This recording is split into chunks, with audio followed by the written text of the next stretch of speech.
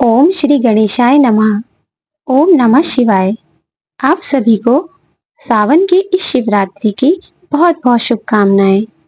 आज इस महान पर्व पर आप सुनने जा रहे हैं शिवरात्रि की पुण्यदायी कथा। सावन का महीना चल रहा था। पर्वतों से निकलती हवाओं में शिव मंत्र गूंज रहे थे। गंगा जल की धाराएं शिवलिंगों को पावन कर रही थीं और हर भक्त शिव भक्ति में लीन था। उसी समय एक वन प्रदेश में चित्रभानु नाम का एक शिकारी अपने जीवन के कठिनतम समय से गुजर रहा था। चित्रभानु कोई अपराधी नहीं था, बस एक ऐसा इंसान था जो जंगल में शिकार करके अपने परिवार का पेट पालता था। एक दिन उसे अचानक धन की आवश्यकता पड़ी और उसने एक साहूकार से कुछ कर्जा मांगा। समय पर चुका न पाने पर वह साहूकार के द्वारा बंदी बना लिया गया और उसे कई दिनों तक भूखे प्यासे जेल में रहना पड़ा। लेकिन उस दिन सावन की मास की चतुर्दशी थी, जिसे हम आज सावन शिवरात्रि के नाम से जानते हैं।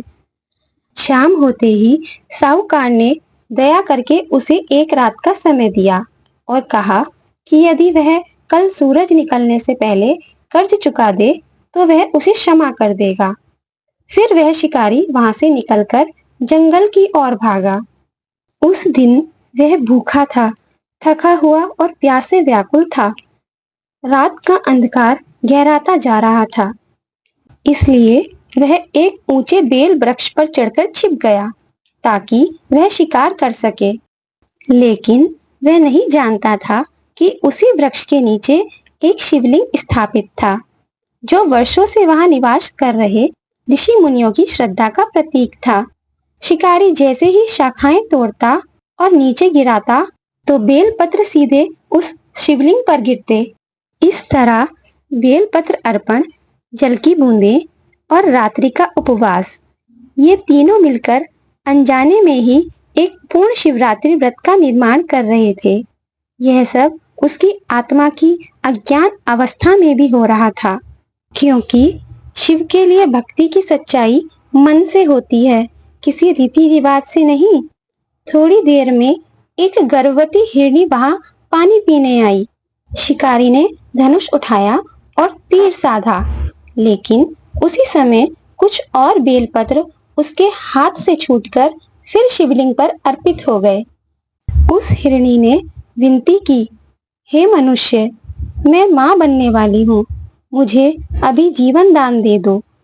मैं तुम्हारे पास लौट आऊंगी, फिर तुम मुझे मार लेना।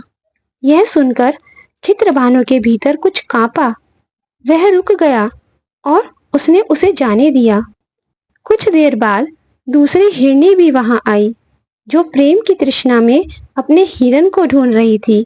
जैसे ही शिकारी ने उसे मारने के लिए धनुष पर बाण चढ़ाया तो वह हिरनी बोली, मुझे अभी जाने दो, मैं अपने प्रिय से मिलने के बाद स्वयं तुम्हारे पास आ जाऊंगी। शिकारी ने उसे भी जाने दिया। उसके कुछ देर बाद एक हिरण भी वहां आया और उसने भी यही कहा कि मुझे जाने दो, मिलने के बाद लौट आऊंगा। हर बार जैसे ही वह बाण चढ़ाता, बेलपत्र शिवलिंग पर गिर जाते और इस तरह रात्रि के चारों पहर की पूजा हो गई। चित्रभानु ने कभी जाना ही नहीं था कि वह उपवास में था। उसने पानी की एक बूंद तक ग्रहण नहीं की थी। पूरी रात वह जागा रहा और बेलपत्र अर्पण होते रहे। प्रातःकाल जब सूर्य की किरणें पर्वतों पर झलकने लगीं, चित्रभानु के सामने वही तीनों मृग लौट आए और उनके साथ में था एक नवजात शावक। इस करुणकारी दृश्य को देखकर चित्रभानु की आंखें भर आईं। उसने तीर नीचे रख दिया और अपना धनुष त्याग दिया। इस वृत्तांत के बाद अब वह मनुष्य शिकारी चित्रभानु नहीं रहा। उसके अंदर एक नया मनुष्य जन्म ले चुका था। अब वह भक्त चित्रभानु बन गया था। उसने प्रण लिया कि आज के बाद किसी जीव की हिंसा नहीं करूंगा, अपने कर्मों से जीवन बदलूंगा। उसके इस प्रण से शिव प्रसन्न हुए। शिव जी ने आशीर्वाद दिया कि उसका सारा कर्जा उतर जाएगा, जीवन में नई दिशा आएगी और उसका परिवार भी सुरक्षित रहेगा। कहते हैं उस दिन से चित्रभानु ने लकड़ी, फूल और फल बेचकर अपनी आजीविका शुरू की। कुछ ही समय में वह ईमानदारी से जीवन जीते हुए साहूकार का सारा कर्जा उतार चुका था। इस शिक्षाप्रद कहानी का संदेश और महात्म्य यह है कि अनजाने में भी की गई भक्ति का फल मिलता है। शिव केवल रीतियों से नहीं, भावनाओं से प्रसन्न होते हैं। करुणा, क्षमा और प्रेम ही सच्ची पूजा है। जो व्यक्ति सावन शिवरात्रि का व्रत करता है, उपवास रखता है, रात भर जागरण करता है, बेलपत्र चढ़ाता है और यह कथा श्रद्धा से सुनता है, उसे भगवान शिव की असीम कृपा मिलती है। आइए अब यह भी जान लेते हैं कि इस व्रत को कैसे करते हैं और इसकी पूजा विधि क्या है। इस दिन उपवास करना चाहिए। उपवास के दौरान अन्न ग्रहण नहीं करना चाहिए, केवल फलाहार करें या जल पर रहें। शिवलिंग को जल, दूध, शहद, घी, दही से स्नान कराएं और बेलपत्र, धतूरा, आक, भस्म अर्पित करें। रात भर जागरण करें।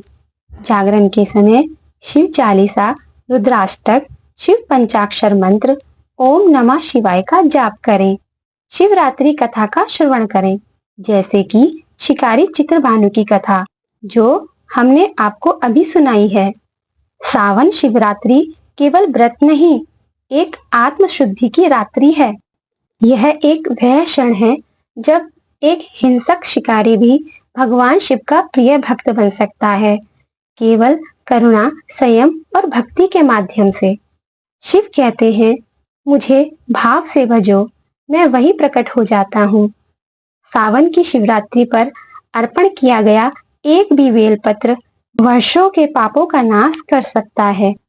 आप सभी इस शिवरात्रि पर भगवान शिव की कृपा प्राप्त करें, ऐसी मंगल कामना हम करते हैं। ओम नमः शिवाय।